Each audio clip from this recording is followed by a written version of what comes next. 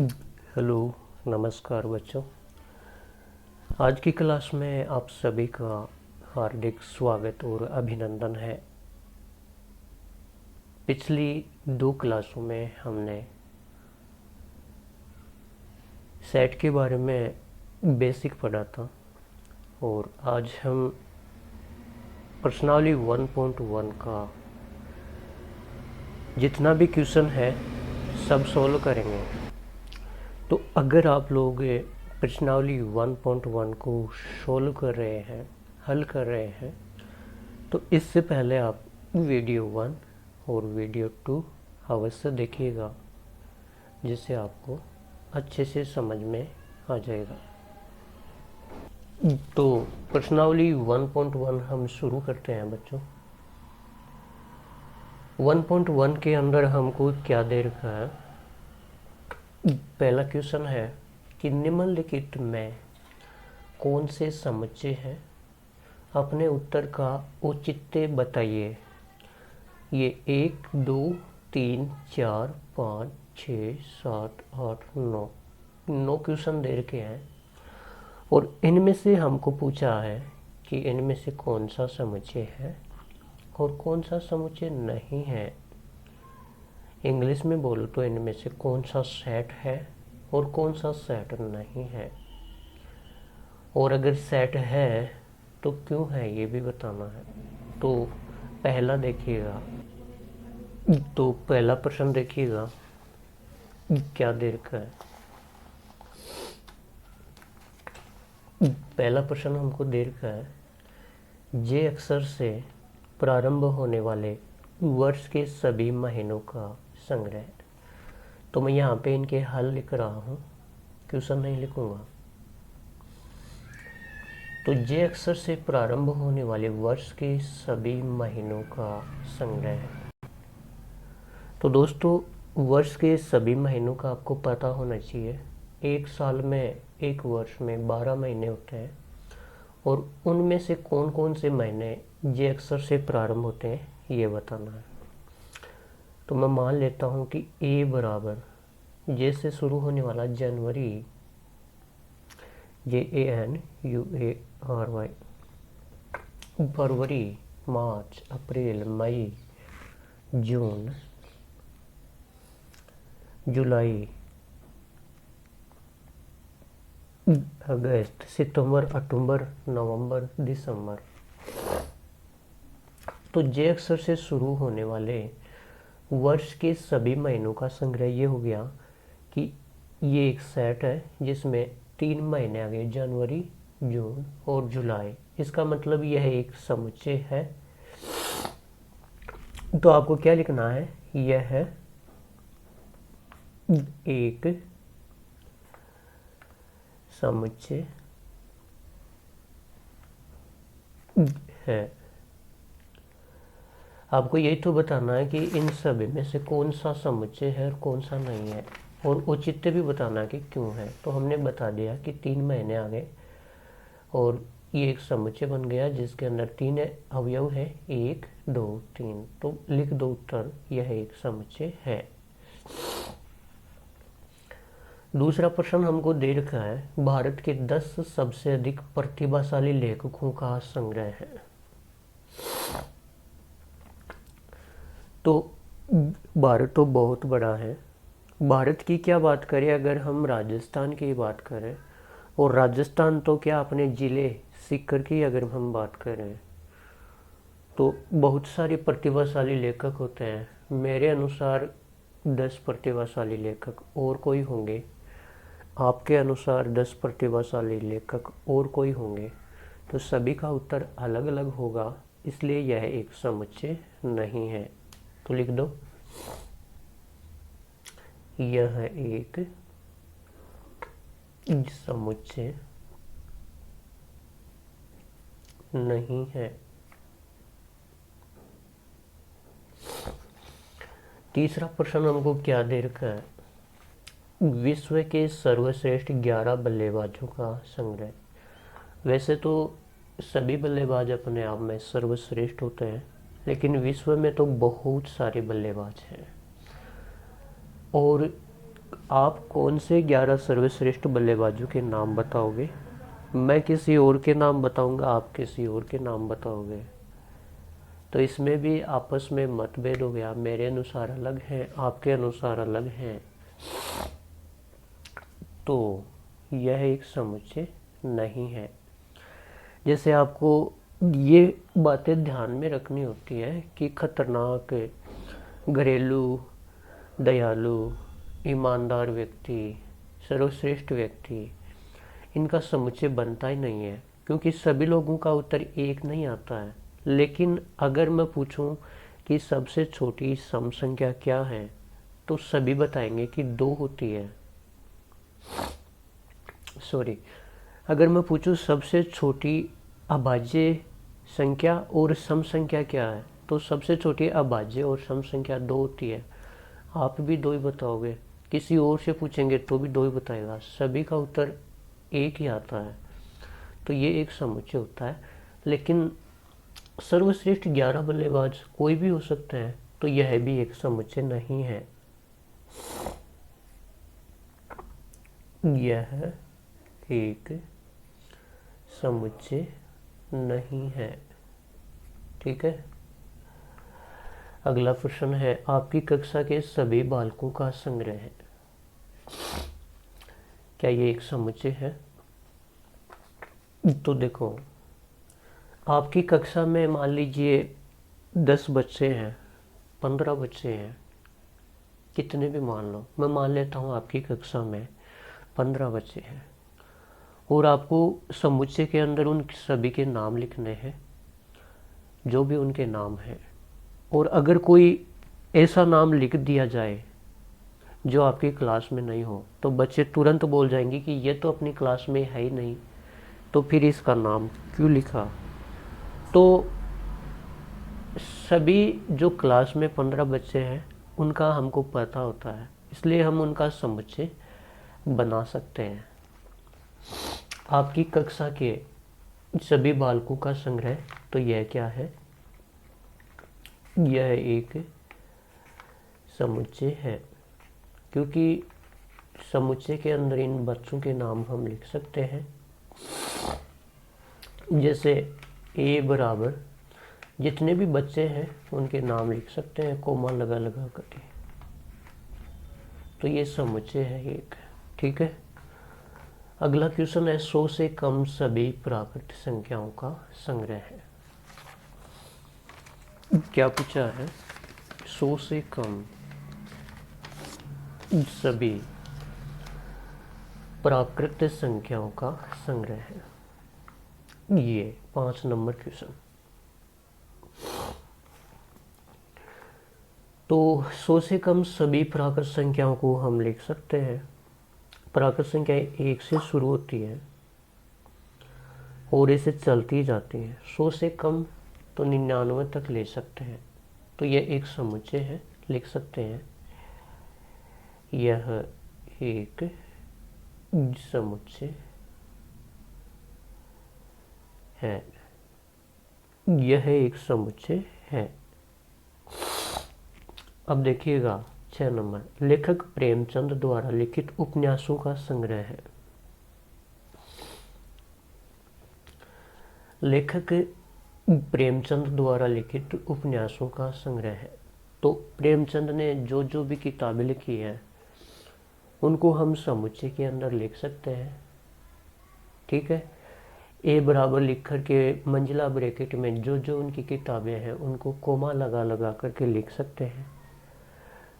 तो लेखक प्रेमचंद द्वारा लिखित उपन्यासों का संग्रह है, यह एक समुच्चय है। यह एक समुच्चय है। अगला क्वेश्चन देखिएगा 7 नंबर, सभी समपूर्णांकों का संग्रह है। सभी समपूर्णांकों का संग्रह है 7 नंबर। तो सभी समपूर्णांकों के संग्रह को हम लिख सकते हैं, सभी समपूर्णांकों का संग्रह है। तो समपूर्णांक क्या होते हैं? पूर्णांक में तो 0 ऋणात्मक पूर्णांक भी आते हैं, धनात्मक पूर्णांक भी आते हैं। तो हमें तो सम लेना है, -2, -4, -6 और इस प्रकार से ये चलता जाएगा। इधर 2, 4, 6, 8 इस प्रकार से ये चलता जाएगा। ठीक है, तो सभी सम पूर्णांकों का संग्रह समुच्चय है। तो इसके बारे में भी लिख देंगे, 6 नंबर के बारे में भी। क्या? यह एक समुच्चय है, यह एक समुच्चय है। अब 7 नंबर देखिएगा, 7 नंबर क्या दे रखा है? 7 नंबर देख लिया अभी हमने, सभी सम पूर्णांकों का संग्रह एक समुच्चय होता है। 8 नंबर देखिएगा, इस अध्याय में आने वाले प्रश्नों का संग्रह। तो ये अध्याय और प्रश्नावली एक ही बात है। इस प्रश्नावली में आने वाले सभी प्रश्नों का संग्रह लिख सकते हैं हम मंझला ब्रैकेट में प्रश्न 1, प्रश्न 2, प्रश्न 3, प्रश्न 4, प्रश्न 5 लिख सकते हैं क्या? हाँ, लिख सकते हैं। तो यह भी एक समुच्चय है, यह एक समुच्चय है, यह एक समुच्चय है। और 9 नंबर क्वेश्चन ये है कि विश्व के सबसे अधिक खतरनाक जानवरों का संग्रह। इसके बारे में मैं आपको थ्योरी वाली 2 क्लास में अच्छे से समझा चुका हूँ कि हम उसी को समुच्चय मानेंगे जिस प्रश्न का उत्तर सभी लोग एक ही दें। लेकिन यहाँ विश्व के सबसे अधिक खतरनाक जानवर तो बहुत सारे हैं।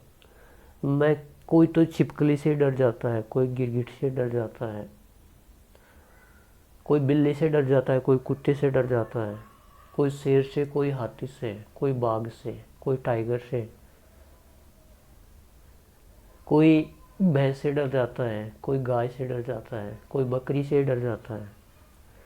तो सभी के उत्तर अलग अलग आते हैं। मैं कहता हूँ मेरे अनुसार 5 खतरनाक जानवर ये हैं, आप कहते हो मेरे अनुसार 5 खतरनाक जानवर ये हैं, तो सभी का उत्तर एक नहीं आता है। इसका मतलब ये 9 नंबर एक समुच्चय नहीं है, एक समुच्चय। समुच्चय को इंग्लिश में सेट बोलते हैं, समुच्चय नहीं है। तो ये तो अपना पहला प्रश्न हुआ। अब दूसरा प्रश्न देखिएगा, दूसरा प्रश्न क्या दे रखा है? निम्न समुच्चय को रोस्टर रूप में लिखिएगा। और ये भी हम अच्छे से पढ़ चुके हैं, ठीक है ना? तो देखिएगा, पहला प्रश्न इसके अंदर, दूसरे के अंदर पहला प्रश्न दे रखा है। सॉरी, दूसरा प्रश्न देखिए एक बार। दूसरा प्रश्न क्या है? प्रश्न नंबर 2। और प्रश्न नंबर 2 देखिए, हमें एक सेट, एक समुच्चय दे रखा है। 1, 2, 3, 4, 5, 6 रिक्त स्थानों में उपयुक्त प्रतीक बिलोंग्स टू संबंध रखता है अथवा नॉट बिलोंग्स टू संबंध नहीं रखता है, ये चिन्ह भरने हैं। तो देखिए 5 इस समुच्चय के अंदर है क्या? हाँ, 5 इस समुच्चय में है, दिख रहा है। और हम थ्योरी वाली क्लास में पढ़ चुके हैं कि किसी भी समुच्चय का अवयव ही उस समुच्चय से संबंध रखेगा। तो 5 इसका अवयव है, तो ये इस समुच्चय से संबंध रखता है। और इसको हम कह देंगे कि 5 ए से संबंध रखता है, बिलोंग्स टू। क्या 4 समुच्चय ए से संबंध रखता है? हाँ, 4 भी इसमें है, तो 4 समुच्चय ए से संबंध रखता है।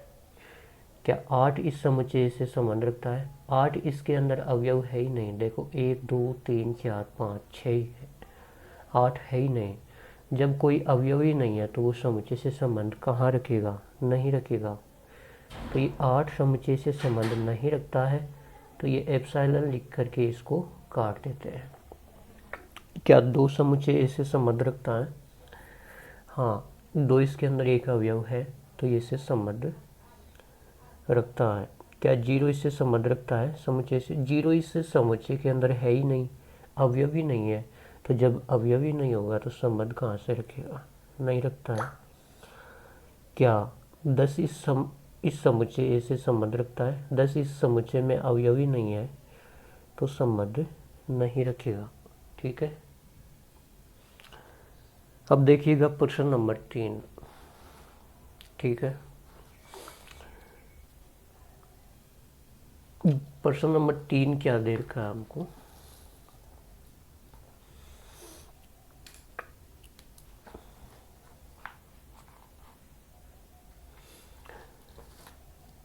निम्न समुच्चयों को रोस्टर रूप में लिखिएगा।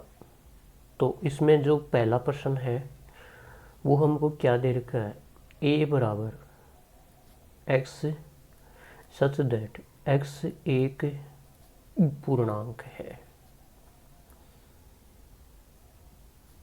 और इसकी जो वैल्यू है -3 से बड़ी है एक्स की और 7 से छोटी है। तो इसको हम क्या लिख सकते हैं?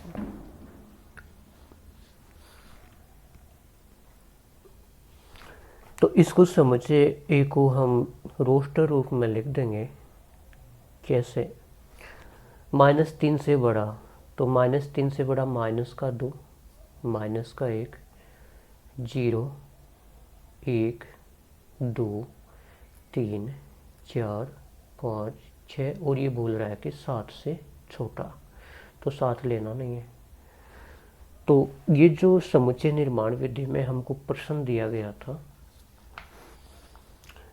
ठीक है, ये समुच्चय निर्माण विधि में जो प्रश्न दिया गया था उसको हमने रोस्टर रूप में लिख दिया।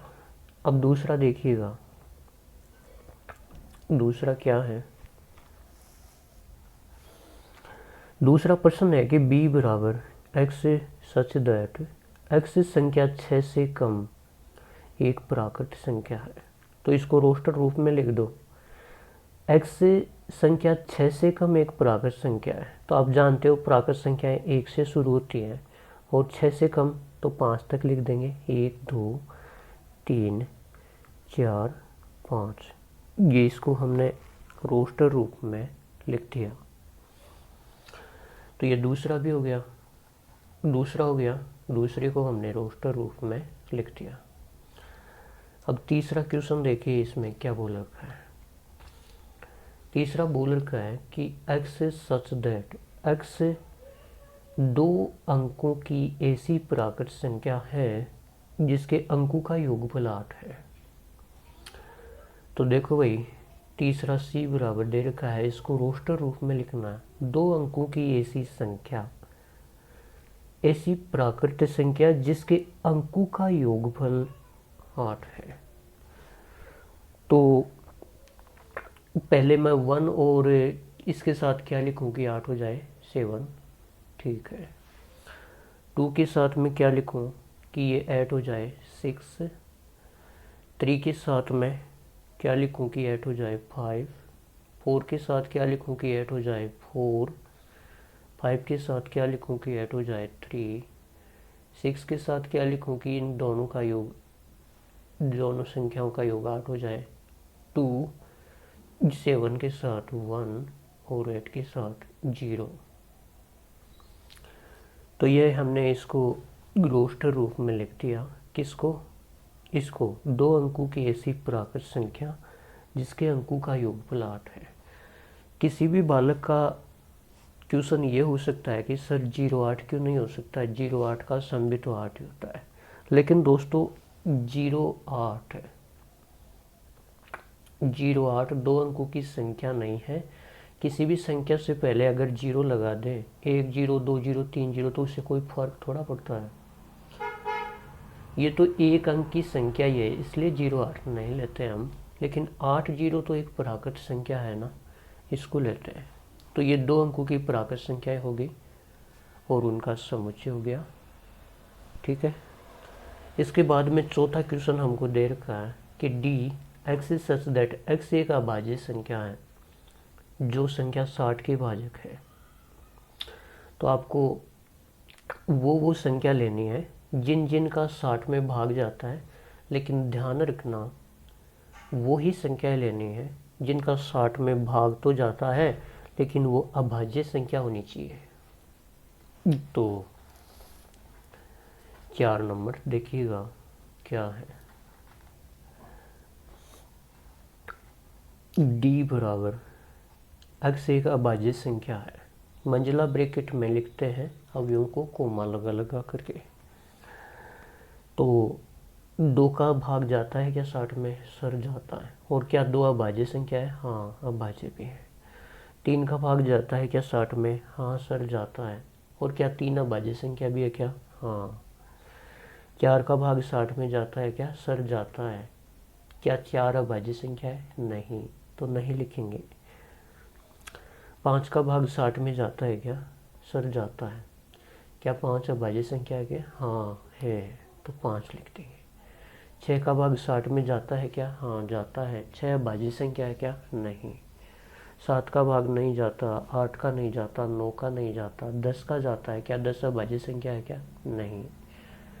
इस प्रकार से आगे कोई भी अभाज्य संख्या ऐसी नहीं होगी जिसका 60 में भाग जाएगा। तो इस समुच्चय में 3 अवयव हो गए, 2,3,5। तो ये जो हमको समुच्चय निर्माण रूप में प्रश्न दे रखा था उसको हमने रोस्टर रूप में लिख दिया। अगला क्वेश्चन है 5 नंबर। 5 नंबर क्या है? ट्रिग्नोमेट्री शब्द के सभी अक्षरों का समुच्चय लिखिएगा। ई बराबर क्या दे रखा है? TRIGONOMETRY।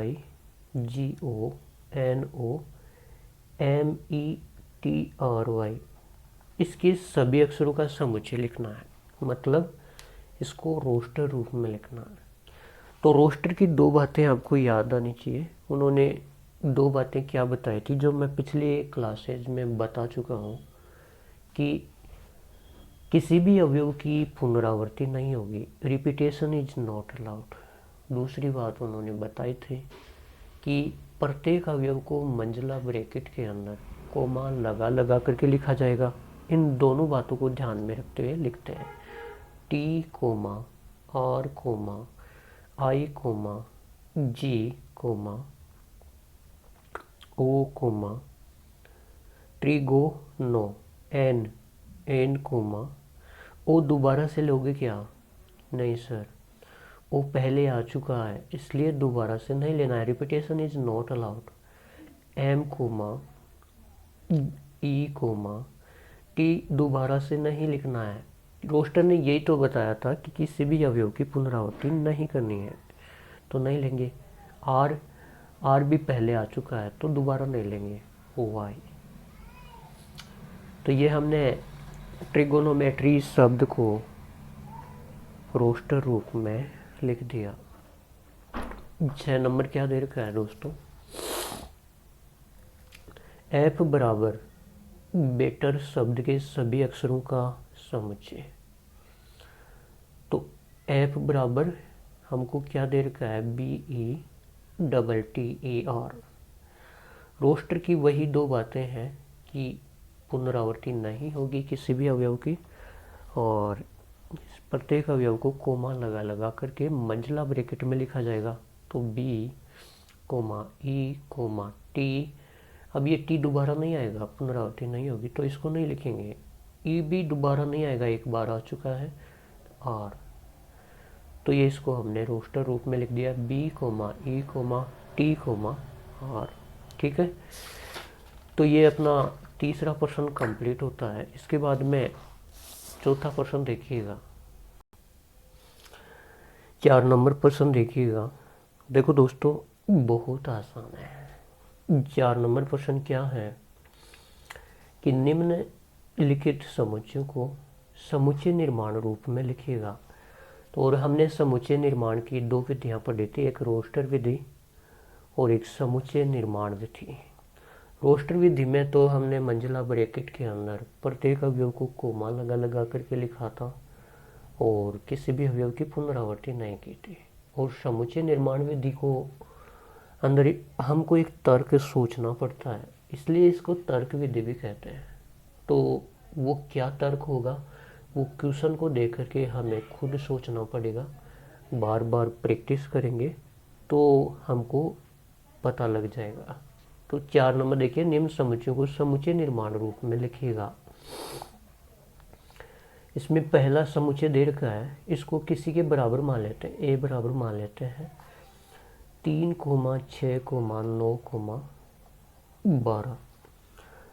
इसको समुच्चय निर्माण विधि में लिखना है, तो आप कोई तर्क सोचो कि ये कैसा है। ए बराबर एक्स सच दैट एक्स बराबर मैं क्या लिखूं 2, 3n। तो देखो n की वैल्यू 1 रखो 3, n की वैल्यू 2 रखो 6, n की वैल्यू 3 रखो 9, n की वैल्यू 4 रखो 12 है। तो लिख दो साथ में, जहाँ n एक प्राकृत संख्या है, n एक प्राकृत संख्या है। तो ये जो रोस्टर रूप में लिखा हुआ था उसको हमने समुच्चय निर्माण विधि के रूप में लिख दिया। लेकिन इनमें तर्क सोचना पड़ता है कि ये जो मंजिला ब्रैकेट में दे रखा है इसको x बराबर क्या लिखे हैं कि n की वैल्यू 1, 2, 3, 4 रखने पर वापस ये आ जाए। n एक प्राकृत संख्या है तथा n की वैल्यू 1 के बराबर, 1 से बड़ी और 4 से छोटी और 4 के बराबर हम ले सकते हैं। ठीक है, ओके।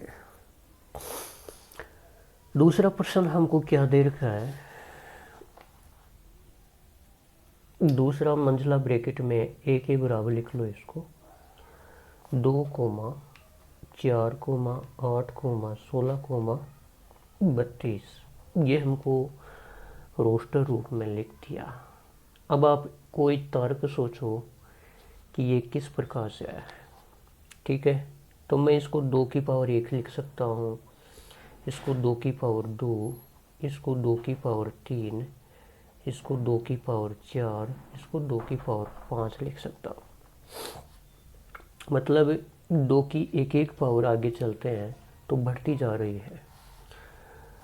तो इसको हम समुच्चय निर्माण विधि में लिख देंगे x सच दैट x बराबर 2 की पावर n की वैल्यू 1 रखो, ये 2 रखो, ये 3 रखो, ये 4 रखो, 16, 5 रखो, 32 आ जाएगा।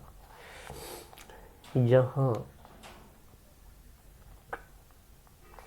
n की वैल्यू आप क्या लिख सकते हो, a के बराबर और 1 से बड़ी, और 1, 2, 3, 4, 5 के बराबर और 5 से छोटी ले सकते हैं। ठीक है, तथा n कोई भी प्राकृत संख्या है।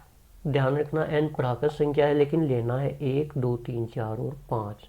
1 के बराबर, 1 से बड़ा, 5 के बराबर और 5 से छोटी ही प्राकृत संख्या लेनी है, तब ये आपके पास समुच्चय आ जाएगा। तो ये इसका उत्तर हो गया। तीसरा क्या दे रखा है,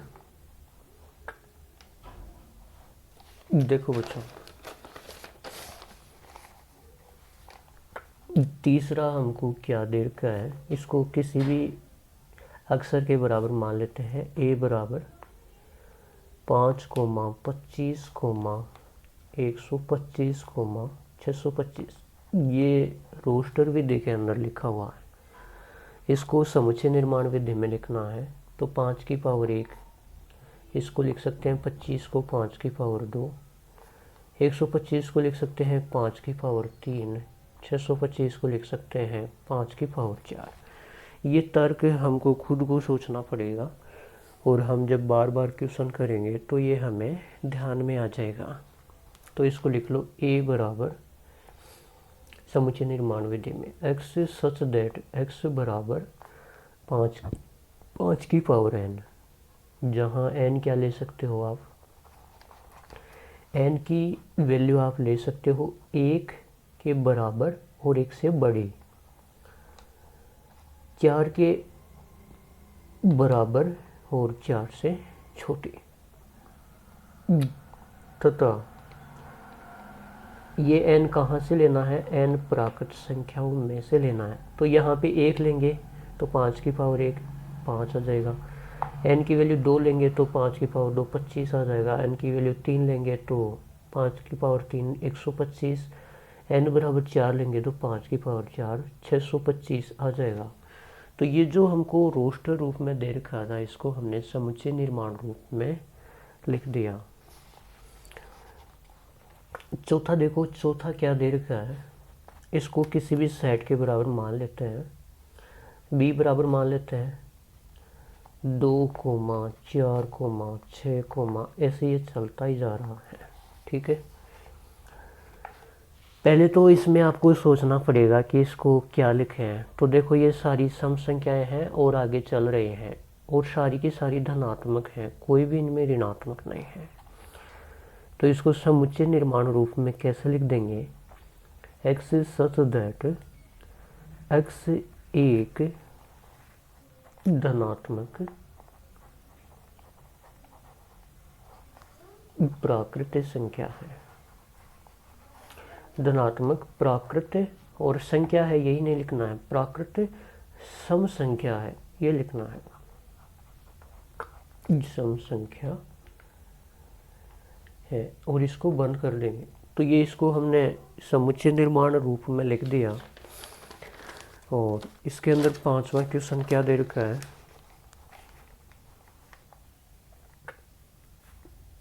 इसको d बराबर मान लेता हूँ 1, 4, 9, इस प्रकार से ये 100 तक जा रहा है। ये रोस्टर रूप में लिखा हुआ एक समुच्चय। तो जब भी आप समुच्चय निर्माण विधि के अंदर लिखते हो तो इसको तो तर्क विधि भी कहते हैं। तो तर्क का मतलब आपको खुद को सोचना पड़ेगा कि यार इसको क्या लिखूं, और ये बात प्रैक्टिस से आती है। इसको 1 का स्क्वायर लिख सकते हैं, इसको 2 का स्क्वायर, इसको 3 का स्क्वायर, इस प्रकार 4 का स्क्वायर, 5 का स्क्वायर, 6 का स्क्वायर, और ये 100 तक है तो इसको लिख सकते हैं 10 का स्क्वायर, लिख सकते हैं ना। तो इसको समुच्चय निर्माण विधि में कैसे लिख देंगे, x सच दैट x बराबर n का स्क्वायर। अब n की वैल्यू 1 रखो, 1 का स्क्वायर 1, 2 रखो, 2 का स्क्वायर 4, 3 रखो, 3 का स्क्वायर 9, इसी प्रकार 4, 5, 6, 7, 8, 9, 10 रखो, 10 का स्क्वायर 100, ऐसे रखेंगे तो ये आ जाएगा। जहाँ n की वैल्यू 1 के बराबर और 1 से बड़ी होगी और 10 के बराबर और 10 से छोटी होगी, और साथ में n belongs to natural number. ये हमने इसको समुच्चय निर्माण रूप में लिख दिया। अब 5वां क्वेश्चन देखिएगा, क्वेश्चन नंबर 5 देखो क्या दे रखा है, निम्नलिखित समुच्चयों के सभी अवयवों को सूचीबद्ध कीजिएगा, सभी सदस्यों को सूचीबद्ध कीजिएगा। और ये हमको समुच्चय निर्माण विधि के रूप में लिखा हुआ है, सारे के सारे 1, 2, 3, 4, 5, 6 क्वेश्चन, इनको हमें रोस्टर रूप में लिखना है। तो देखो मैं आगे लिख देता हूँ, फिर वापस मिटा दूंगा। a बराबर x एक विषम प्राकृत संख्या है। क्या बोला इसने, x एक विषम प्राकृत संख्या, तो प्राकृत संख्या है तो 1, 2, 3, 4, 5 ऐसे आगे तक चलती ही जाती हैं।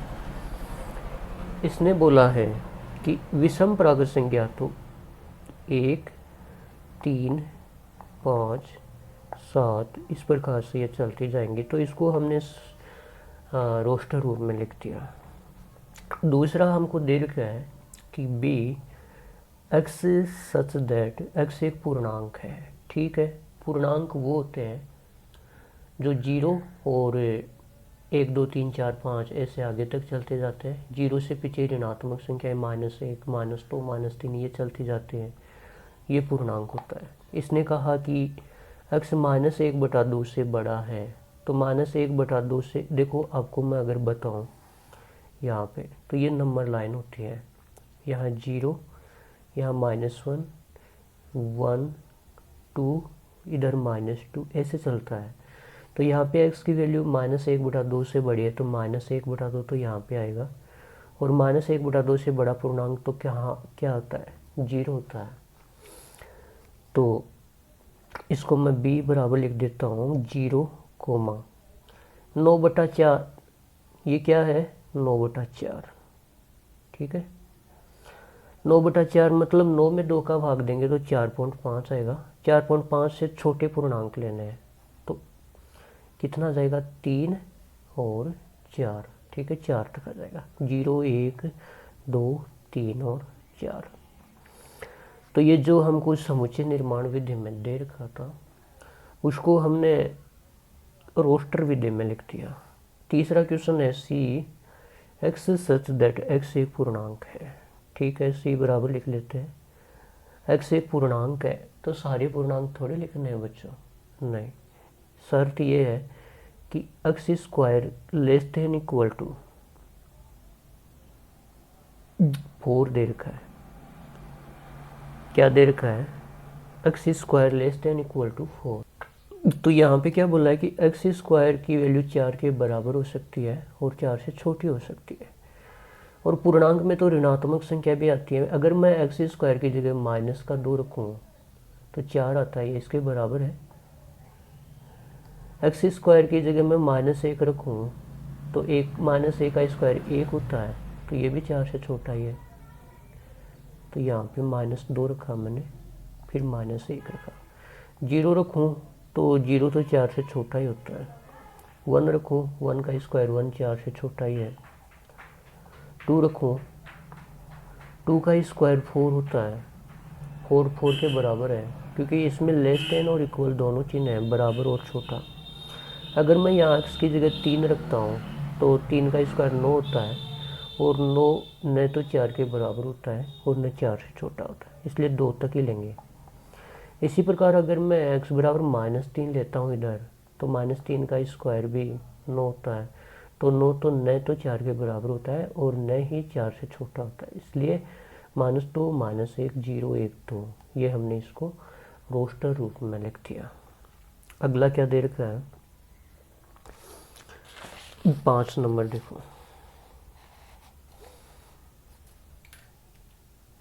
5 नंबर हमको ये दे रखा है कि ई बराबर एक्स सच दैट एक्स वर्ष का ऐसा महीना है जिसमें 31 दिन नहीं होते हैं। तो एक वर्ष में 12 महीने होते हैं, उनमें से वो महीने लिखने हैं जिनमें 31 दिन नहीं होते हैं। तो आप खुद देख लो, यहाँ से गिनो। जनवरी 31 का होता है, ठीक है, तो ये नहीं लिखना है, 31 वाले नहीं लिखना है। फरवरी 30 का फरवरी लिखना है। मार्च 31 का मार्च नहीं लिखना है। अप्रैल 30 का ये लिखना है। मई 31 का नहीं लिखना है। जून 30 का लिखना है। जुलाई 31 का नहीं लिखना है।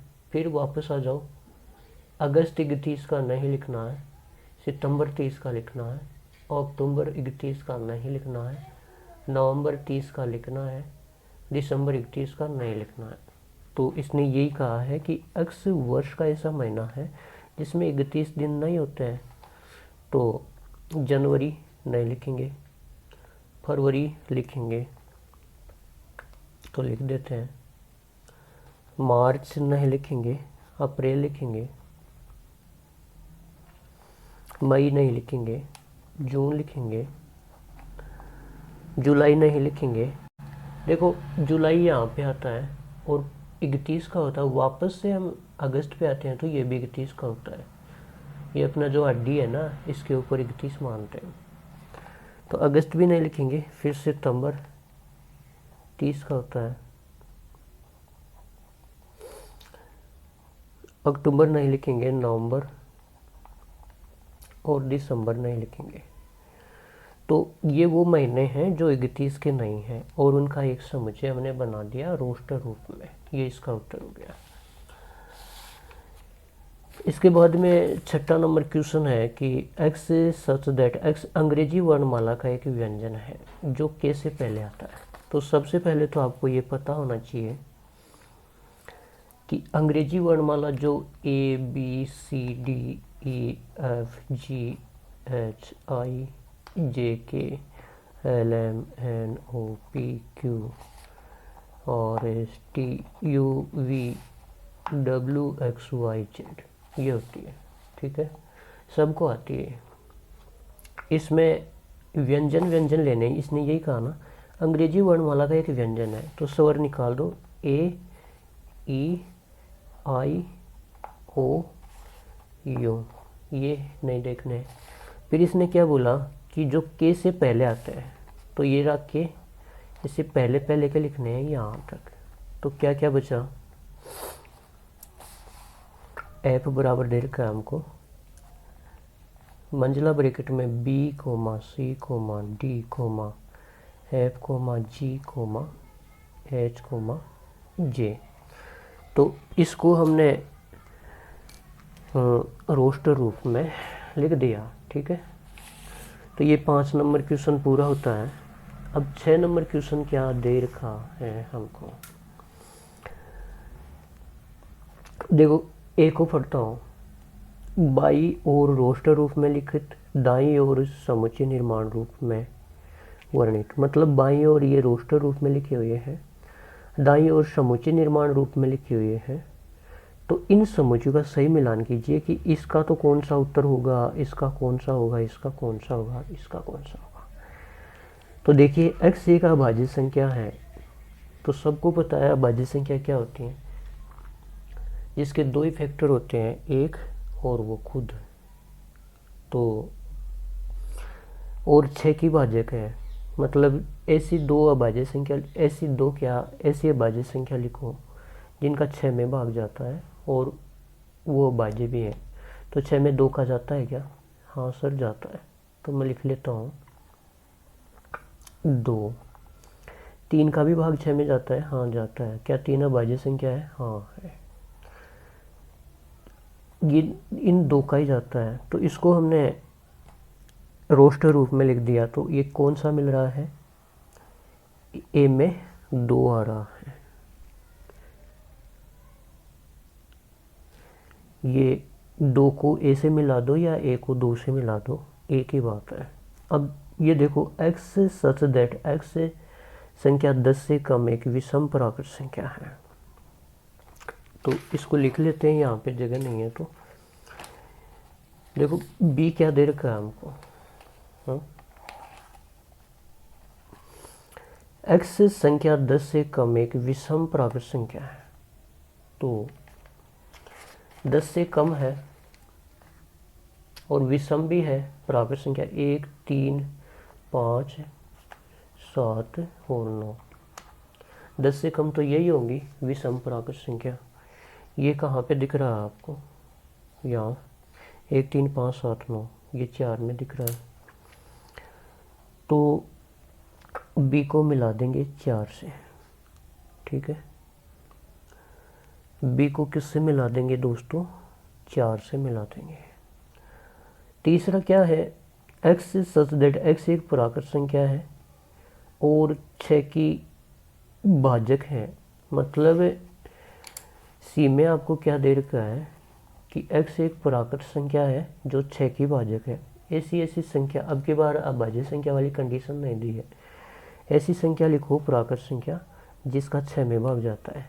सर 1 का जाता है, 2 का भी जाता है, 2 दूनी 4 2 3 8 6, 3 का भी जाता है, 3 2 9 6, 4 का नहीं जाता, 5 का नहीं जाता और 6 का भी इसमें जाता है। तो 1 2 3 6 कहाँ पे, ये रहा 1 नंबर पे। तो सी को हम किससे मिला देंगे, 1 नंबर से मिला देंगे, सी को 1 नंबर से मिला देंगे। जो बच गया वो ये हो गया। मैथमेटिक्स शब्द का रोस्टर रूप में लिखो। ठीक है, तो रोस्टर रूप में कैसे लिखेंगे, एम कोमा प्रत्येक अवयव को मंजिला ब्रैकेट के अंदर कोमा लगा लगा करके लिखते हैं और किसी भी अवयव की पुनरावृत्ति नहीं होती है। तो M comma A comma T comma H, M comma A comma T comma H comma E comma M, ये दोबारा आ गया तो हमने दोबारा नहीं लिखा यहाँ पे, ए दोबारा आ गया तो ये भी नहीं लिखा, टी भी दोबारा आ गया, ये भी नहीं लिखा क्योंकि ये पहले हम लिख चुके हैं यहाँ पे। आई लिख दिया, सी लिख दिया, एस लिख दिया। तो ये मैथमेटिक्स शब्द को हमने रोस्टर रूप में ऐसे लिख दिया। तो 3 नंबर में आ जाएगा अपना क्या, डी। 3 नंबर में क्या आ जाएगा दोस्तों, डी आ जाएगा। ठीक है, ओके। तो ये हमने प्रश्नावली 1.1 कंप्लीट कर ली है। तो बच्चों हमने प्रश्नावली 1.1 कंप्लीट कर ली है और इसके बाद में हम 1.2 की तरफ बढ़ेंगे। उससे पहले उसका बेसिक करेंगे अच्छे से और फिर उसके सारे क्वेश्चन करेंगे। तो आपको क्लास कैसी लगी इसके बारे में कमेंट करके ज़रूर बताना, और क्या सुधार करना है वो भी आप कमेंट करके बता सकते हो। तो आज के लिए इतना ही। Thank you. जय हिंद, जय भारत।